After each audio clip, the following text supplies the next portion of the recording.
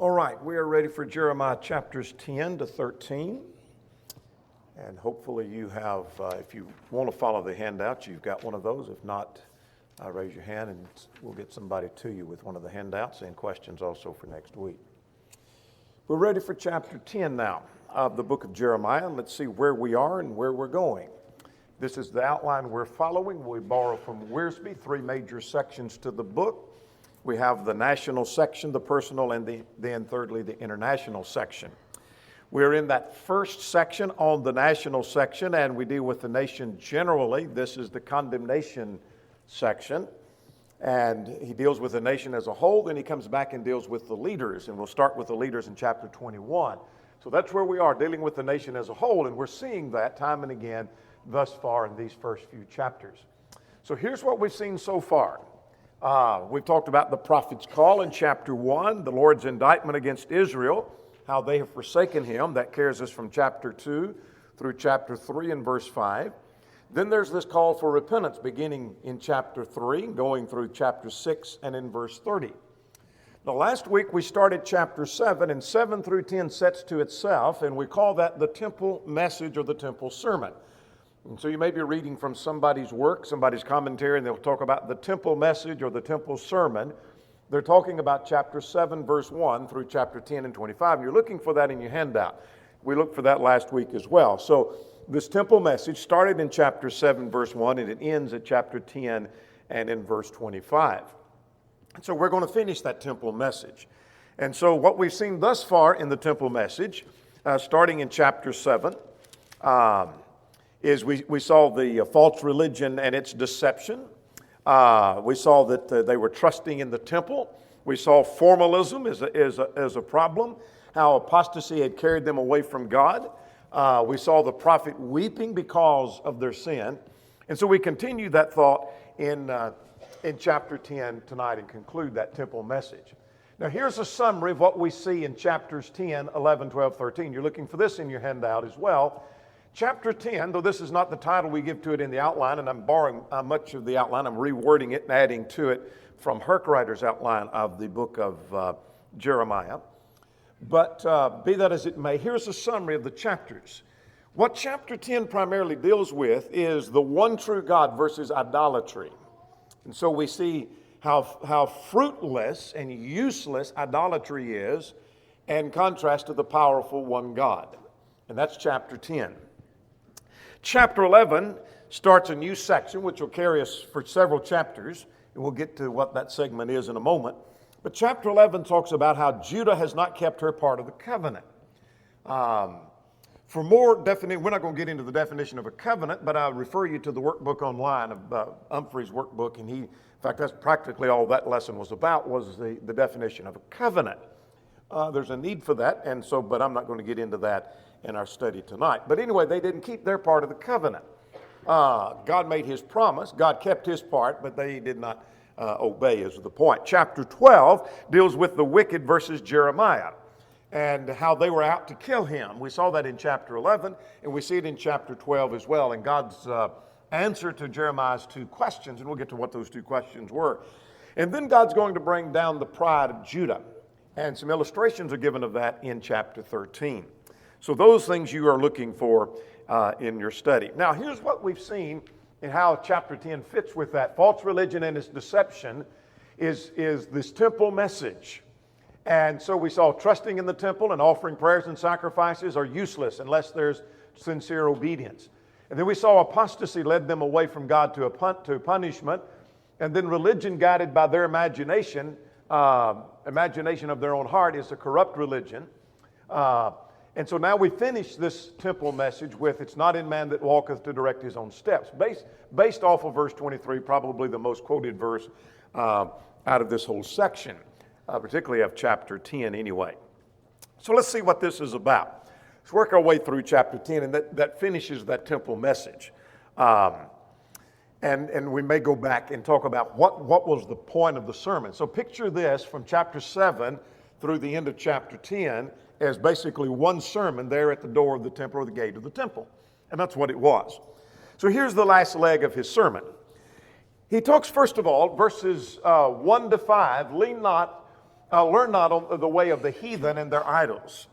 We learn a very practical thing in verse 2 about the influence of the world around us, and we'll come back to that perhaps a little bit later. So beginning at let's look at verses 1 to 5. Hear the word which the Lord speaks to you, O house of Israel. Now notice again, we've repeatedly noticed this, that the prophets, Isaiah did this, and Jeremiah probably does it as much or more than Isaiah did, that I'm speaking by the word of the Lord. This is what the Lord tells you. But anyway, here's what the Lord said. Do not learn the way of the Gentiles.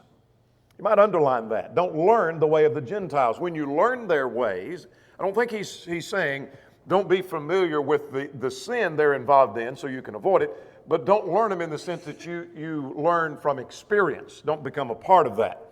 Psalm 106 would be a parallel to that principle. Do not be dismayed by the signs of heaven. Perhaps that's talking about the position of the stars and the planets.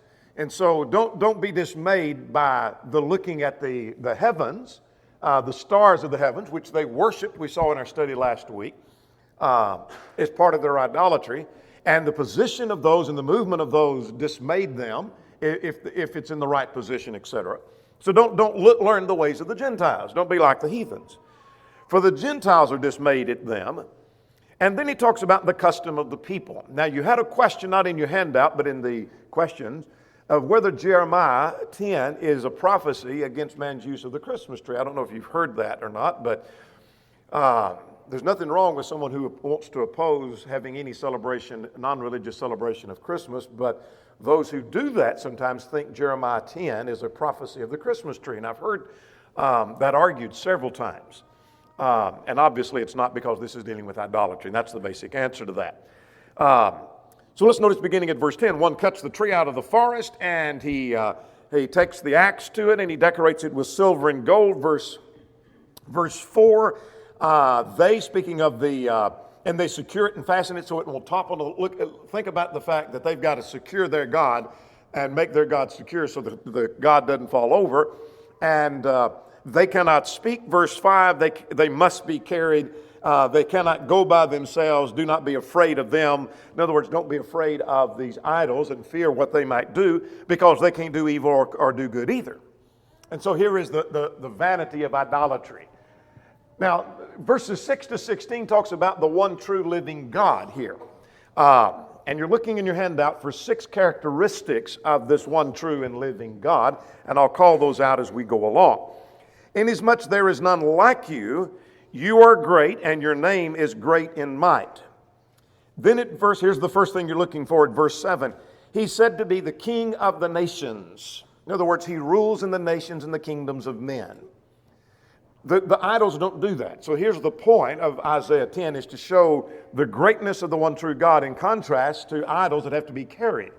The one true God is the King of the nations. And from among the wise men of all the nations and all their kingdoms, there is none like you. Here's the second thing. There is none like this God. Now the gods that are made, you cut a tree and you decorate it with silver and gold, you can make another God just like that God. And then you go cut another tree, make another God just like that God. But there is no God like this one true living God.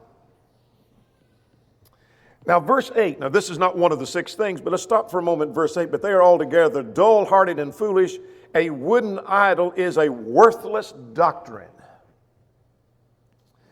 Promoting idols and practicing idolatry, but promoting idolatry and teaching idolatry and encouraging idolatry is a worthless doctrine. Now here's a practical point.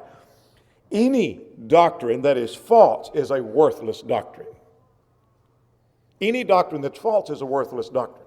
So it be in denominationalism, be it atheism, be it evolution, whatever the case may be, it might be something taught among brethren. If it is a false doctrine, it is a worthless doctrine. And he calls this idolatry a worthless doctrine.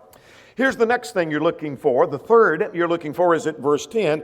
But the Lord is the true God. He is the living God. So he's the living God. He's alive. These idols are dead. And furthermore, at verse 10, that at his wrath the earth will tremble, and the nations will not be able to abide his indignation. He has wrath and he has might.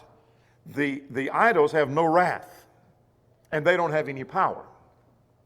But he has wrath and might. Let's go a little bit further. You skip verse 11. We'll come back to that. That he has made the earth by his power. And so he is creator. That's number 5 that you're looking for. He is creator. The idols created nothing. So he is creator. He made the earth by his power and established the world with his wisdom, and he stretched out the heavens at his discretion. And then notice verse 13. When he utters his voice, the multitude of the waters in heaven, and he calls the vapors to ascend from the ends of the earth. In other words, and he makes the lightning and the rain, he brings the wind and the treasure. He controls nature. That was number 6. The idols don't control nature.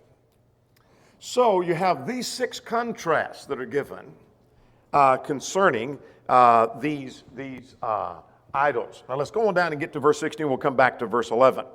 They are dull-hearted, verse 14. Everyone is dull-hearted without knowledge. In other words, whether it be the guy that makes the idol or the guy that worships the idol, they're all dull-hearted. The English Standard Version said they're stupid. Well, that's a biblical term, by the way. We don't like that term. We don't want our kids repeating the term, but it's a biblical term. They're dull-hearted. They're stupid. If they make the idol and they worship the idol, he said.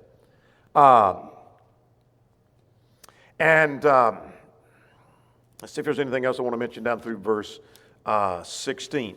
Now, let's stop there. Let's go back to verse 11. You have a question about verse 11. And thus you say, the gods that have made the heavens and the earth shall perish from the earth and from under the heavens. Now, what's significant about that verse? Well, what's significant, that's the only verse in Jeremiah that is written in Aramaic, for what that's worth. Now, that not a lot of edification in that, knowing that piece of information, but it's the only verse written in Aramaic. Why is that? I don't know. It may be that he's quoting a proverb. Some think that he's quoting a proverb here and saying that the gods that have not, I misquoted it a moment ago, misread it, that have not made the heavens and the earth shall perish in the earth and from under the heavens. In other words, these idols who were not creators like our God is in the next verse, then they're going to perish.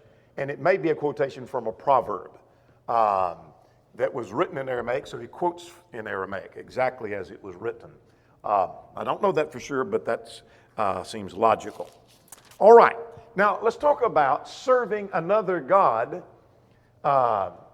than the one true living God brings grief. So let's start at verse 17. Now there are 3 things I want you to notice, 4 things that take place here. He says, get ready, here's how it feels, and here's why, and then when it comes, here's what takes place. So basically, verses 17 and 18 are saying, get ready. If I get any message from this section, by this section I'm talking about 10 to 13 tonight, I'm getting this message that it's too late. It's already too late. If they'd repent, but we see their stubbornness, and it's too late. Nothing's going to change. So gather up your wares from the land, O inhabitants of the fortress, for he says, I will throw out at this time the inhabitants of the land and will distress them, that they may find it so. In other words, get ready because destruction is coming upon Jerusalem and Judea. Judah is going south. They're going down the tube. So get ready because it's coming. Now, this is how it feels. Now, notice what he says about how it feels. He said, and they're looking for 2 things here on about how it feels here and in your handout. Woe is me for my hurt. In other words, Jeremiah experiences for God what's going on. So how does it feel? Well, he said, my wound is severe. So it feels like a severe, terrible, excruciating wound when destruction comes to Jerusalem. And it's coming. It hasn't come yet, but it's coming. So get ready, verses 17 and 18. Here's how it feels. It feels like a severe wound. Now, verse 20 is quite interesting. My tent is plundered, all my cords are broken, and the children have gone from me. And they are no more, and there's no one to pitch my tent anymore or set up my curtains. What on earth is that about? What it's saying is the family is gone and the home is in ruins. That's what it feels like. It's like coming home and your family is gone.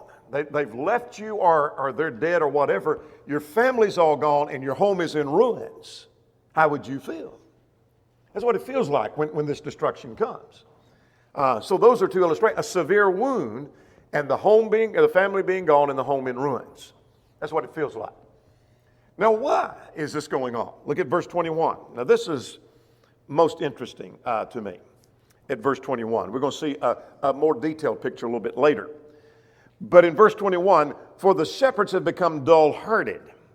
Similar phrase to that being stupid of the people who bow down before idols. The shepherds, the leaders, are dull-hearted and have not sought the Lord, therefore they shall not prosper, for all their flocks shall be scattered. So why is it? Why is this going on? Because the people are in sin and the leaders are no better.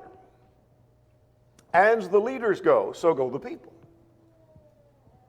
And so you can look at a nation and how the nation's leaders are, that's pretty much how the nation's going.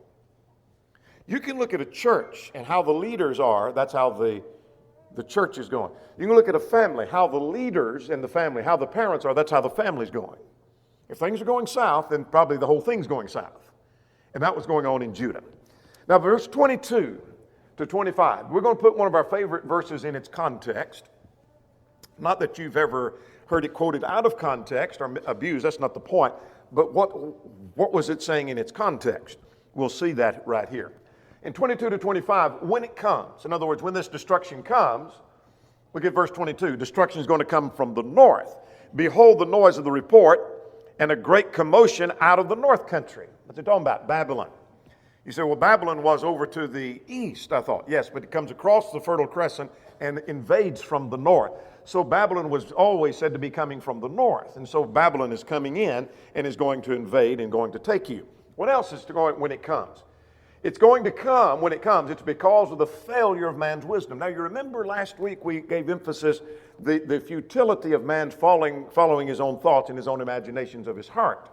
Well, that's the point here. He said, "Oh Lord, I know the way is of man is not in himself. It's not in man who walks to direct his own footsteps." Well, that's what he tried. Man's been trying to do that. He's put confidence in Egypt to save them. Egypt can save us. Let's form an alliance with someone. The prophets are wrong. Listen to the false prophet. Peace, peace when there is no peace. He followed his own imagination and it failed. Now I started to say we get ahead of ourselves. Let's get back of ourselves and go back a little bit to chapter 8 from last week. Remember this? Chapter 8 and verse 20, the harvest is past, the summer is ended, and we are not saved. In other words, our hopes, our plans, our schemes didn't work. They failed. Egypt didn't help us. And that's what we're learning here. So that when they come to the end of the road, finally the conclusion comes. It's too late. That it's not in man that walketh to direct his own footsteps. It's in that context of the failure of man's wisdom. It didn't help him at all. So what the prophet does is there's a prayer for merciful correction, but fury on the enemy. So let's see what he says to finish this chapter. Verse 24, Lord, correct me, but with justice, not in anger, lest you bring me to nothing. In other words, this nation, he's speaking, I think, on behalf of the nation, we deserve this. This nation deserves the punishment, but be merciful to us. Don't obliterate us. And then he says, pour out your fury on the Gentiles who do not know you. I take that to have reference to Babylon. Maybe any nation, but Babylon particularly, because Babylon is going to be the invading power. May you bring your fury upon this nation that's going to do this to your people. May they be consumed and be devoured. And so it's a prayer for merciful correction and fury be upon the enemy. Now, that's the end of the sermon. And so basically what we saw in the sermon was Jeremiah standing up and preaching and saying things like, you're trusting and putting your confidence in the temple and in a farce of a religion.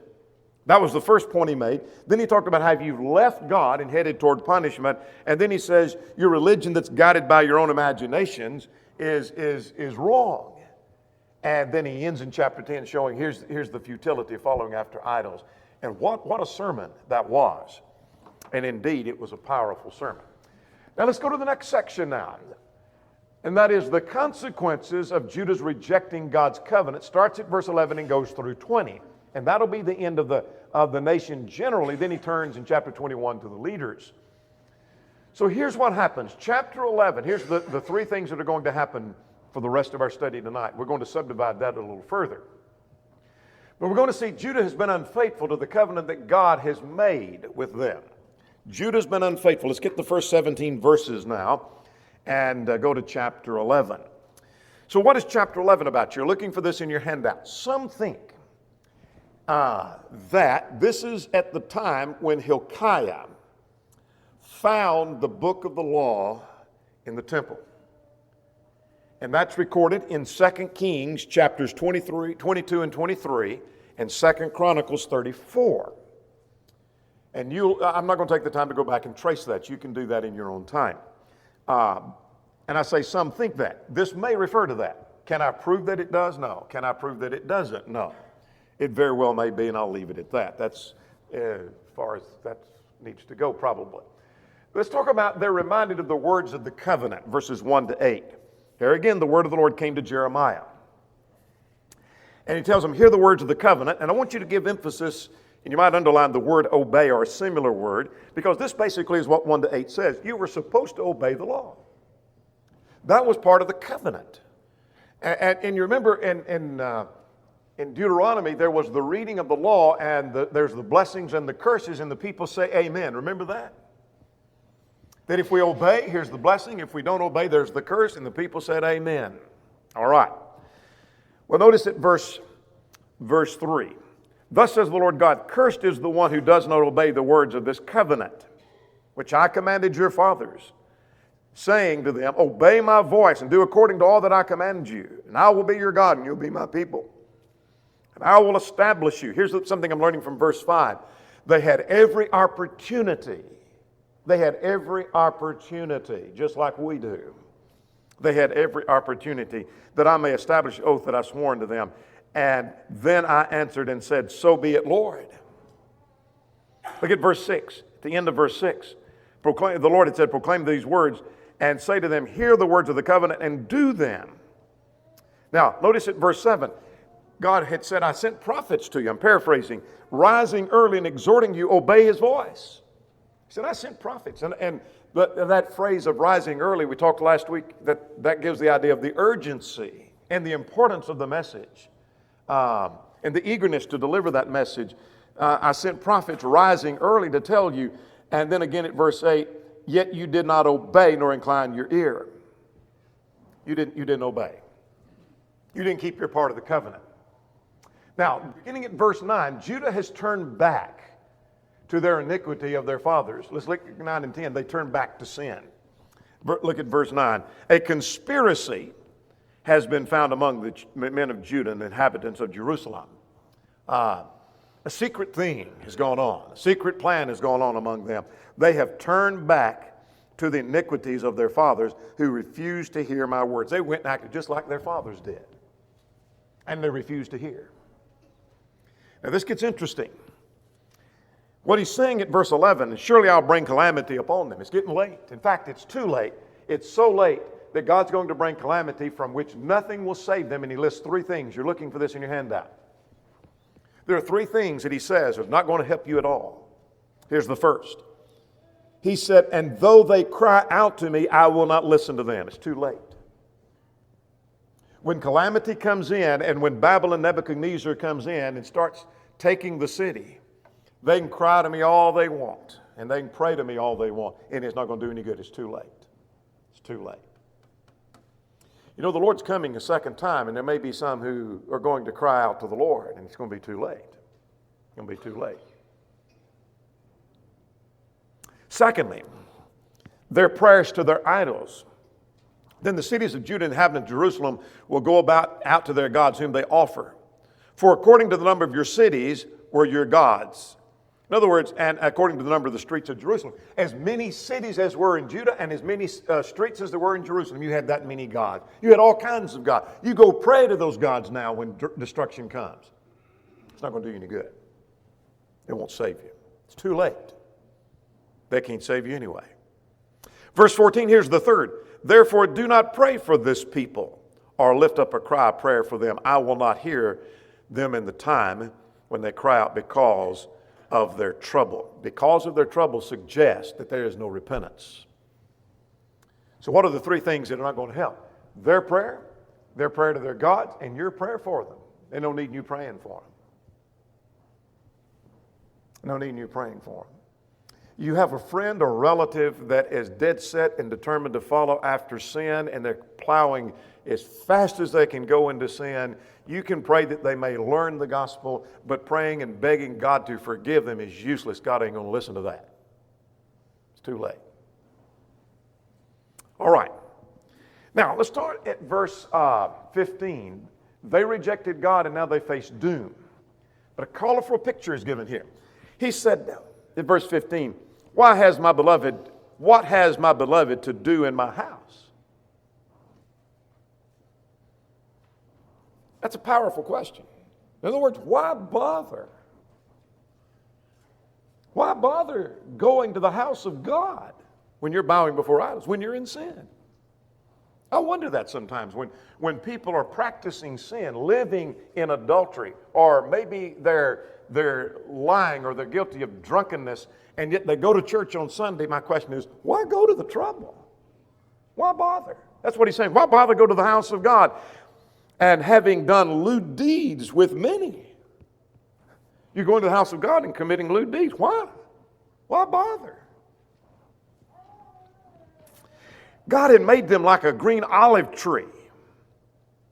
And yet, look at the end of verse 16, he has kindled fire with. In other words, I made you a green olive tree, but you're dried up and worthless, and your worth is to be burned. I made you something. And yet you turned your back on me. They provoked me to anger, verse 16. Well, verse 17. The God of heaven had planted them and nurtured them, and yet he said, you've provoked me to anger. Now, beginning at verse 18. Now, that's we're through with that section. We're not through with this chapter. We're going to move, because we kind of divide that up, or at least Harkrider did in his outline, and I'll follow that. That Judah has been unfaithful to the covenant they made with God. Now then, as they reject God, they also reject his prophet. And here's a very practical lesson. If someone rejects God and you are trying to be faithful to God, don't be surprised if they don't reject you. And it's not about you. It's about God. We find that true as a preacher. I find that to be true. Sometimes people just have no use for you. And it's not you personally. It's the message you preach. It's that they don't have use for God. And if you're standing strong for the truth, don't be surprised if somebody, maybe it's family, maybe it's brethren, maybe it's the world, has no use for you. And that happened to Jeremiah. So as they reject God, they rejected his prophet. Now, let's finish chapter 11 now. Chapter 11, they even plot to take his life. And so the Lord gave him knowledge of it, showed him the doings. He said, I was like a docile lamb that was brought to the slaughter. And they had said, let us destroy the tree with its fruits, and let us cut him off from the land of the living, and his name may be remembered no more. In other words, let's just kill Jeremiah. Let's get rid of him. They didn't like what he said. How bad was it? Well, look at verse 21. Even the men of Anathoth, that's his hometown. Surprised? Jesus was rejected at Nazareth. Interesting. And they were saying to him, do not prophesy in the name of the Lord lest you die by our hand. In other words, we'll kill you if you prophesy in the name of the Lord. We don't want to hear what you're saying anymore. Now you think about this. God tells Jeremiah, you go preach. You're not going to have any converts. They're not going to listen, but you go preach anyway. And then those he preaches to said, if you preach, we'll kill you. What would you do? God said, preach. It ain't going to do any good. They're not going to listen, but you preach anyway. And the people say, if you do, we'll kill you. Kind of a tough circumstance. Now let's move to chapter 12 now. In chapter 12, Jeremiah comes despondent. Well, whoa, big surprise. Why not? I would be too. And he asks the question, why do the wicked prosper? And he gives a cry, verses 1 to 4. There's two questions to look for. I want to suggest to you that I do not think he is blaming God in verses 1 to 4 or 1 to 6. But he's merely seeking answers. Having questions for which you seek answers, I don't understand. I don't understand what's going on. I don't know why. Job had questions. We will too. So he starts off with, righteous are you. I know you're righteous. I'm not blaming you, God. I'm not fighting against you. When I pleaded with you, let me talk with you about your judgment. Why does the way of the wicked prosper? That's his first question. Why are they happy who deal treacherously? Here's what he says about them. He says, you are near in their mouth, but far from their mind. Reminds me of what Jesus said in Matthew 15. You're near in their mouth. They talk about God. And they talk about how they love God and they want to serve God, but their mind is far from you. They don't think about you at all. Could that apply to us? Here was the second question in verse 4. How long will the land mourn and the herbs of the field wither? In other words, how long is this going to go on? What's he talking about? I think he's talking about the opposition directed specifically against him. How long is this going to go on? And it seems like I'm trying to do what's right, and they get the upper hand, and they're after me to kill me. And they said at verse 4 that he will not see our final end. You're looking for that in your handout. One of two things is possible. They may be both. They may be thinking they'll outlive Jeremiah because they threatened to kill him. He's not going to see the final end. We're going to kill him. Or it may be he's not going to see what he's prophesied about because he doesn't know what he's talking about. He says doom and destruction is coming, and it's not. Either way, it was a rejection of Jeremiah and ultimately a rejection of God. So that's Jeremiah's cry. Now God gave him an answer to that. In verses 5 and 6. Actually, his answer goes on to verse 17. I probably should rework that outline a little bit. But look at beginning at verse 5. He said, if you've run with footmen and have become wearied, how will you contend with horses? Now forget Jeremiah for a moment. Could you imagine if you tried to run a race, you tried to race against another human being, and it just about got you and you can't hardly make it. I don't believe I can go again. You're not going to do too well because you're about to race horses next. It's about to get worse, is what he's saying. So that's the first thing he says to him. He said, you need to get prepared for the worst. The worst is yet to come, Jeremiah. You're asking, how long is this going to go on? Let me tell you, it's about to get worse. And he said, if in the land of peace in which you have trusted they wearied you, how will you do in the flooding of the Jordan? In other words, it's going to get so bad, you're going to think this is peace. This is going to look like a piece of cake, what you're going through now, if you knew what's coming. Get ready. It's going to get worse. The second part of the answer, that's the first part of the answer. You're looking for this in your outline. The first part's in verses 5 and 6. Now, verses 7 to 17, the day is coming when they'll be destroyed. That was the second part of God's answer to that. And so he said, I have forsaken my house, I've left my heritage. My heritage, verse 9, is like a speckled vulture. And in other words, destruction. You ask how long is this going to go on? I'm bringing destruction. It reminds me of Habakkuk. Remember Habakkuk said, how long, O Lord? How long? God said, I'm raising up the Chaldeans. And that didn't sit well with Habakkuk. You remember.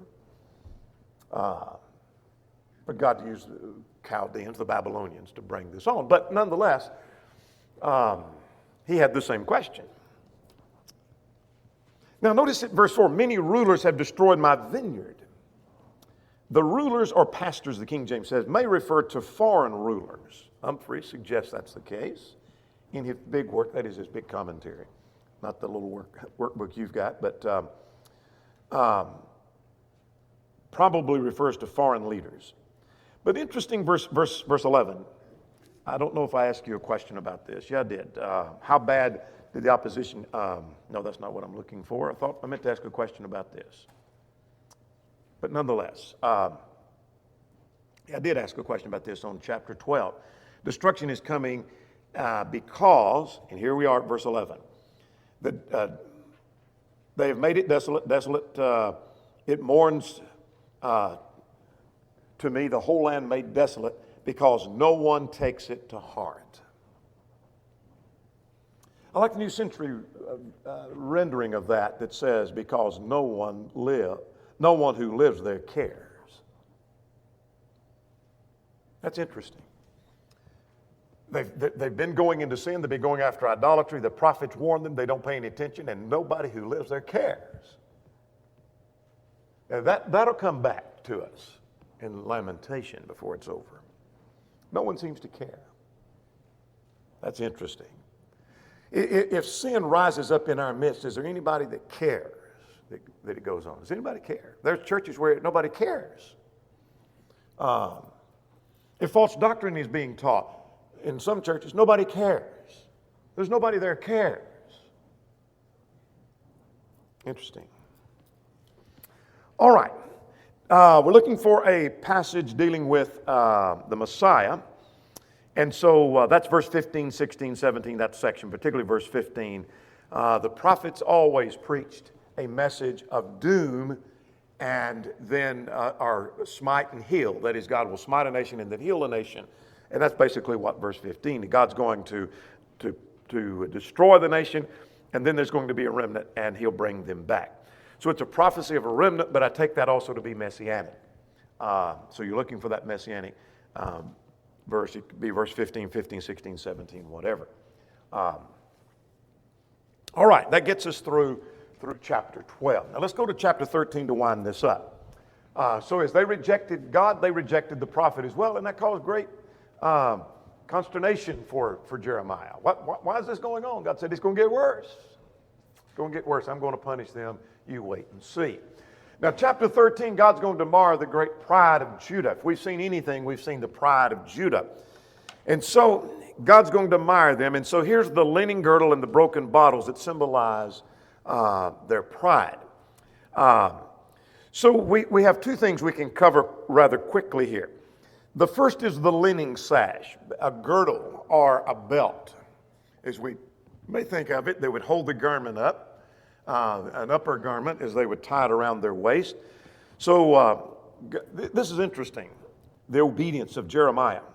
He said, go get yourself a linen sash and put it around your waist, but do not put it in water. And so what did he do? He said, I went and got me a linen sash, put it around my waist. And no indication God says, here's what I'm going to do with it. Here's what I want you to ultimately do with it. Here's the lesson to be learned. I just want you to go get one, put it around your waist, and don't put it in water. And so he does. Without asking any question. Well, wait a minute. What's that got to do with anything? This nation is going down the tube, and you want me to go get a linen sash? He does it. Then came to him a second time and told him, put it around your waist and go to the Euphrates and then hide it in the hole of the rock. And so he did. And then he goes back later, and God tells him to get it, and when he brings it out, it's ruined. And so what does that symbolize? Look at verse 9. In this manner, I will ruin the pride of Judah, the great pride of Jerusalem. It's their pride that brought them down. I'm going to ruin them like this is ruined. That's what I'm going to do. And notice he says at verse 9, the sash was profitable for nothing. This nation has become profitable for nothing. God had brought them the message of truth to them that was that they would may become my people for renown, for praise, and for glory, but they would not hear. End of verse 11. Second illustration, the wine bottles. He said, go say to the people, every bottle shall be filled with wine. And the people are going to respond saying, well, wait, that's dumb, because you do fill all the wine bottles with wine. That's what you do. That's what they're going to say. But what he says at verse 13 is, Behold, I will fill the inhabitants of the land, the kings who sat on the throne of David and the priests and the prophets and all the inhabitants of Jerusalem with drunkenness, and I will dash them one against the other. It doesn't use the word broken, but I take that's what it means when he dashes them together. So take these bottles and you dash them together and you destroy the bottles. And so that's the outline suggests. The broken bottles is he's going to break the pride, like he's ruined the sash, and he breaks the bottles. And I will dash them one against the other. And I will not pity nor spare them, but will destroy them. This picture of destruction coming. I'm going to destroy the pride of Judah. Now let's get the rest of the chapter. They're admonished to hear and not be proud, but be humble. Here we are, very similar to a previous chapter, in chapter 11, where we talked about hearing. So you might underline the word hear and give ear, and do not be proud. So hear is in contrast to being proud. If you're proud, you won't hear. Hear is used in the sense of obeying. Give glory to your Lord. When you hear, you give glory to God. There's several lessons to be learned right there. Now this is quite interesting when we get over here to verse 17. You're looking for this in your handout. And that is, but if you will not hear, my soul will weep in secret for your pride. My eyes will weep bitterly and run down with tears because the Lord's flock has been taken captive. You might reference chapter 9, verse 1 in your margin. Chapter 14, verse 17 in your margin. You might make a note. We'll look at those later. Here's what I'm learning from that. The stern prophet has a tender side. If you could hear Jeremiah preach, I think you'd say, man, he's hard. He's a hard preacher. Man, he's hard. He's doom and destruction. He's hitting the podium and he's hammering away about sin and destruction and how bad things are. He's hammering down hard. I don't like that, but I tell you what, he had a tender side. And so does that preacher that preaches hard against sin will have a tender side as well. Now, beginning at verse 18, he says, humble yourselves. You might underline that. Now, verse 20. Now, let's go back to verse 19. We got a question somewhere in your handout about the south. What does that suggest? The cities of the south shall be shut up, and no one shall open them. In other words, no help is coming from the south. That's Egypt. I take it to be Egypt. Egypt was to their south. And so the roads to the south are shut off. I don't know that means literally as much as God shut it off. Egypt isn't coming to help you. Egypt is not going to help you. Egypt is not going to spare you. So there's no help or intervention from the south happening at all. And he said, lift up your eyes and see those who come from the north. Babylon's coming in from the north. No help's coming from the south, but something's coming from the north. But it didn't help, I want to tell you. It's destruction coming from the north is what's coming. Now, verse 21, you might underline. What will you say when he punishes you? Well, when judgment finally comes, what are you going to say then? Powerful question. Powerful question. What are you going to say? Those that were saying peace, peace when there is no peace, and people bought into it and said, oh, yeah, things are going to be fine. When Babylon comes from the north, what are you going to say? Now, two things before we quit. Why have these things, verse 22, come upon me? For the greatness of your iniquity, it's your great sin. But there's two references here to the skirts being uncovered. Verse 22 and also verse 26. And what's that equated with? God has exposed them as lifting the skirt, and it is equated with shame. So, in other words, I'm going to raise your skirt and embarrass you. I'm going to expose you for what you are, and they were exposed. Now, one more thing and we'll quit. Can an Ethiopian change, verse 23, his skin, and a leopard his spots? And the answer is no.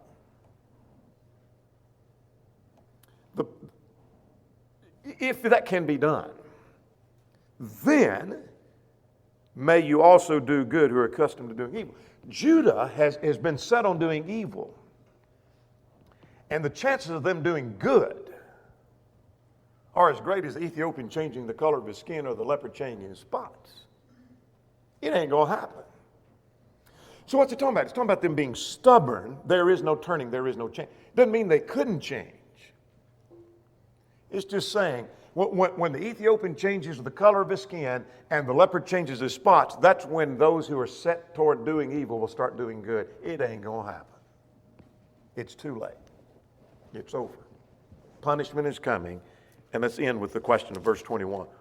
What are you going to say then? What are you going to say then? We'll stop at that point.